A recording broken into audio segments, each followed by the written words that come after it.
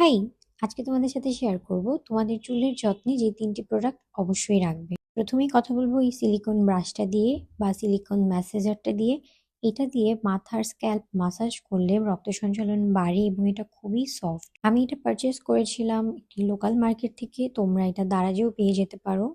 চুলের তেল কিংবা শ্যাম্পুর পরে তোমরা এই ম্যাসাজারটা ব্যবহার করতে পারো। তাতে তোমাদের স্ক্যাল্পের ব্লাড সার্কুলেশন বাড়বে। তারপর আরেকটি এসেনশিয়াল আইটেম হচ্ছে উডেন ব্রাশ।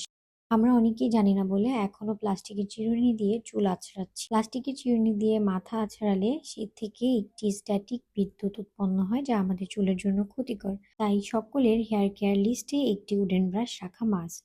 এখন আরো একটি এসেনশিয়াল আইটেম নিয়ে কথা বলবো যেটা আমাদের প্রত্যেকেরই হেয়ার কেয়ার লিস্টে রাখা উচিত। রোজমেরি অয়েল এবং পাম্পকিন সিড। কোনো সিড আমাদের বডির জন্য খুবই উপকারী। চুলের জন্য আমি সবসময় নারিকেল তেলটাকে প্রেফার করি এবং নারিকেল তেলের সাথে আমি রোজমেরি অয়েল এবং পাম্পকিন সিড অয়েল এই দুটো মিক্সড করে ইউজ করি। রোজমেরি অয়েলের গুণাগুণ বলে তো শেষ করা যাবে না। এটা আমাদের কতটা উপকার করে এটা তো আমরা সকলেই জানি। রোজমেরি এসেনশিয়াল অয়েল আমাদের চুল পড়া রোধ করতে সাহায্য করে, নতুন চুল গজাতে সাহায্য করে এবং আমাদের চুলের অবস্থার উন্নতি ঘটাতে দারুণভাবে কাজ করে। পাশাপাশি পাম্পকিন সিড অয়েলও আমাদের চুল পড়া রোধ করতে সাহায্য করে, চুল মসৃণ এবং নতুন চুল গজাতে সাহায্য করে।